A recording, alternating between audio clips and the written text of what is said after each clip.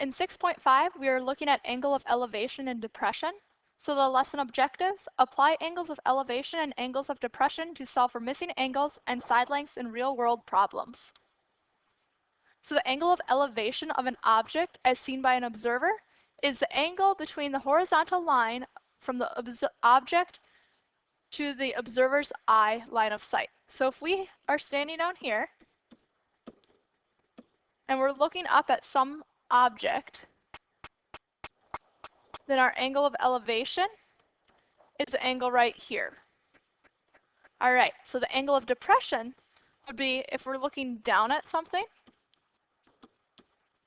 So our horizontal line of sight there, we're looking down at some object. This would be our angle of depression. So now we're going to look at solving problems with those.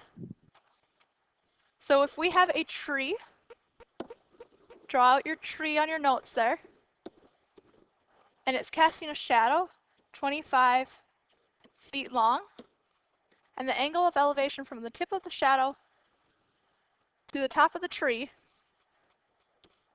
is going to be 64 degrees. We want to know how tall our tree is. So we're going to solve for that x. Standing at our angle of 64, we have our opposite and adjacent. So we're going to select tangent. So we have tangent of 64 is going to equal our x over our 25. Multiply by 25 on both sides, and we get 25 tangent of 64 to be our x. So we get x to be 51.26 feet. Looking at this one, we have a jet taking off and rising at an angle of 19 degrees with the ground until it hits an elevation of 28,000 feet. We want to know how much ground distance is covered in miles. Note that there's 5,280 feet in 1 mile. So if we have our airplane rising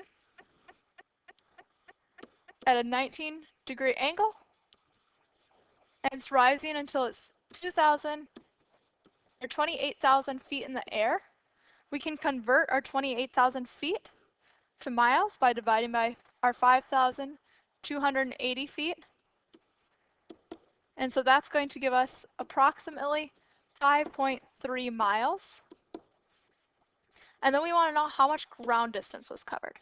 So here, our 5.3 is our opposite. Our x is our adjacent.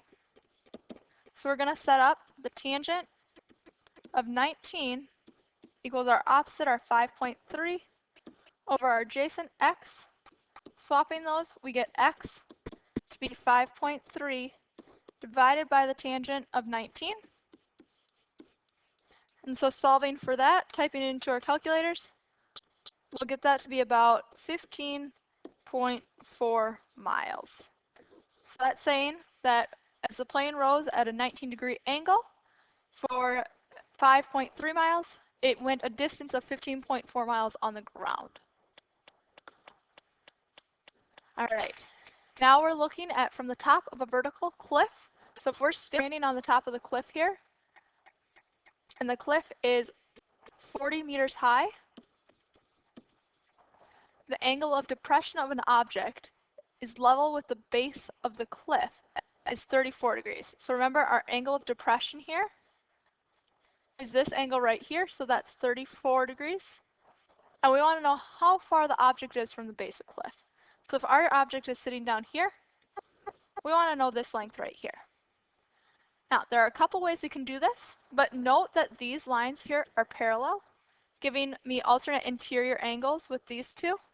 So this angle right here is also 34 degrees. Solving then, we have our opposite and our adjacent.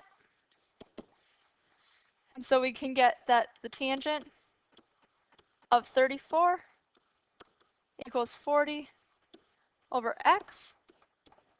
Switching those two, I get x to be 40 divided by the tangent of 34. So I get my x value to be 59.3 meters. Just a quick note here.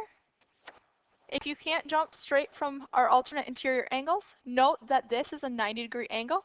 So we can take 90 minus 34 to get 56 degrees right here. And then use that angle with this being our opposite and this being our adjacent.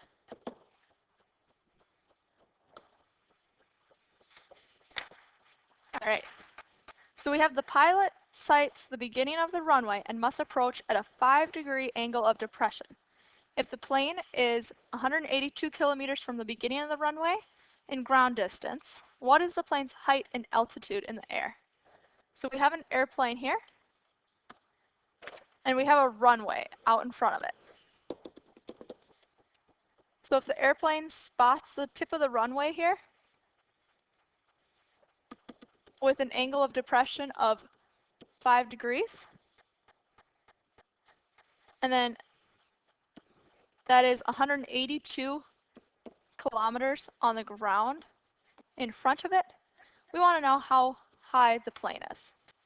So note here, we have our parallel lines, so we can make this 5 degrees. And we can set it up as the tangent of 5 equals our opposite is our x over our adjacent of 182. So multiplying by 182, we get 182 tangent of 5 equals our x value. So we get x to be about 16 kilometers high. So the plane is 16 kilometers in the air when it spots the runway. All right, if we have a surveyor that is 100 meters from the bridge, the angle of elevation to the top of the bridge is 35 degrees. The surveyor's instrument is 1.45 meters above the ground, and we want to find the height of the bridge to the nearest tenth. So if we have our surveyor standing here, and this is 1.45 meters high, and he spots the top of the bridge. So go ahead and draw your bridge out. Again, I'm not a very good drawer, so go ahead and draw yours. It's okay. So he spots the top of the bridge at an angle of elevation of 35 degrees. He's 100 meters away from it. We want to know how tall the bridge is. So that gives us our x value when our bridge comes all the way down. So solving for x, we will get the tangent of 35 equals our opposite, our x, over 100. Multiplying by 100, we'll get x to be 70.02 meters. But note here that he was 1.45 off the ground, so we have to add our 1.45. So we get that the bridge height is 71.47 meters. Our last one here. So a search and rescue team is airlifting people from the scene of a boating accident when they observe another person in need of help. So if the angle of depression to this other person is 42 degrees and the helicopter is 18 feet above the water, what is the horizontal distance from the rescuers to this person in the nearest foot? So here it labeled our angle of depression is 42. Note we have our parallel lines and alternate interior angles, so we have that angle is also 42. And we want to know what this value here is, our x. So we can label our opposite and our adjacent. We can set it up with the tangent of our angle 42 is equal to our opposite 18 over our adjacent x value. Swapping those two, we get x to be 18 divided by the tangent of 42. So we get x to be approximately 19.99 feet away. So it says to the nearest foot would be 20 feet away. Thank you for listening. Good luck on the homework.